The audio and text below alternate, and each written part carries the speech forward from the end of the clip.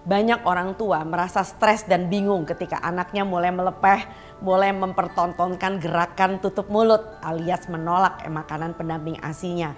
Ada apa dan kenapa dan apakah makanan saya tidak enak? Kita akan bahas seputar makanan pendamping ASI bersama saya Dr. Tan Xiao Tien.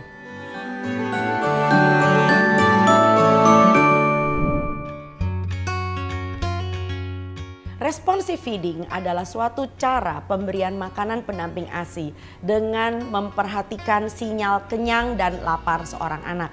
Sehingga dengan demikian anak menerima makanannya dengan cara yang menyenangkan dan belajar untuk melihat bahwa dia sendiri punya rasa lapar dan dia juga punya rasa kenyang.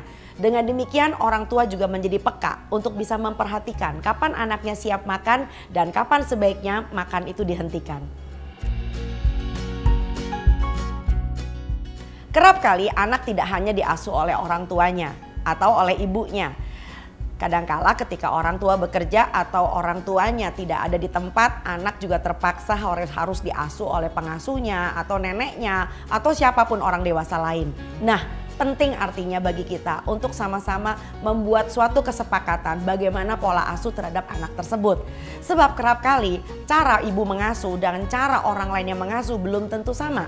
Dengan demikian anak akan mengalami kebingungan. Contohnya dengan ibunya dia harus makan dengan tertib di meja atau lesehan, tidak menonton. Sementara dengan orang lain dia diperbolehkan menonton, diperbolehkan jalan-jalan, diperbolehkan bahkan digendong sambil keliling-keliling sambil makan. Nah dengan demikian ini akan semua mempengaruhi berapa banyak makanannya diasup dan cara seorang anak bisa menyukai makanannya. Jadi apabila anak diasuh oleh orang lain selain Anda, pastikan pola pengasuhan kalian itu sepakat, kompromi, dan sama. Memperkenalkan makanan pendamping ASI tentu membuat seorang anak mampu untuk menyukai makanannya. Seorang anak ketika belajar makan makanan pendamping ASI adalah saat ketika dia beralih dari menyusu saja untuk bisa mandiri menjadi orang yang bisa makan. Nah, pada awalnya seorang anak tentu harus mendapatkan bantuan. Dengan demikian anak bisa mempunyai jumlah asupan dan cara makan sedemikian rupa sehingga ini merupakan suatu proses pembelajaran yang saling berkesinambungan yang diberikan oleh orang tuanya. Jadi pesan saya, jangan takut untuk menyuapi anaknya. Daripada anaknya harus makan sendiri dan akhirnya makanannya berantakan dan anak ini tidak cukup mendapatkan apa yang seharusnya dia makan. Nah, apabila anak Anda kelihatannya menyembur makanannya, melepeh, bahkan menunjukkan gerakan tutup mulut, itu pertanda ada sesuatu yang perlu kita ubah. Kerap kali orang tua itu mengubah makanannya. Jadi kelihatannya makanannya perlu ditambah ini, ditambah itu, atau barangkali orang tua berpikir jangan-jangan makanannya nggak enak. Nanti dulu sebelum Anda ribet mencari resep, pastikan bahwa anak ini punya masalah atau tidak dengan dirinya dan dengan cara pemberian makannya. Oke, dan yang berikutnya tentu saja yang tidak kalah penting adalah peran seorang ayah. Bagaimana seorang ayah juga memberikan pendampingan yang positif ketika anak ini diberi makan. Kerap kali banyak anak tidak suka makan dengan ibunya, tetapi dengan ayah rasanya berbeda. Jadi anak ini setiap kali disuapi oleh ayahnya jauh memberikan respon yang positif.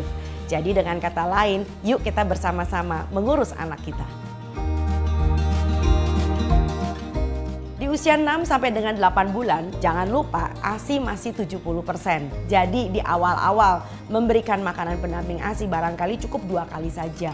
Di 2 minggu yang pertama 2 kali makan dan diantaranya beri selingan yang namanya buah.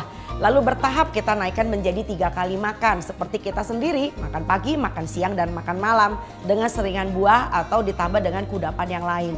Sampai anak ini fasih mendapatkan 3 kali makan, sekali buah dan sekali kudapan dengan volume yang benar sesuai dengan usia.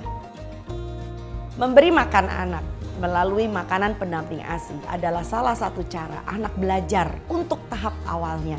Dan anak belajar bukan cuma sekedar makan demi pertumbuhan otaknya, tetapi juga untuk bisa menyukai makanannya dengan cara bermain, dengan cara dicintai, dengan cara tumbuh yang sangat menyenangkan. Istilah eat, play, and love, kasarnya seperti itu. Jadi nature and nurture membuat seorang anak tumbuh besar tetapi juga diasuh dengan baik.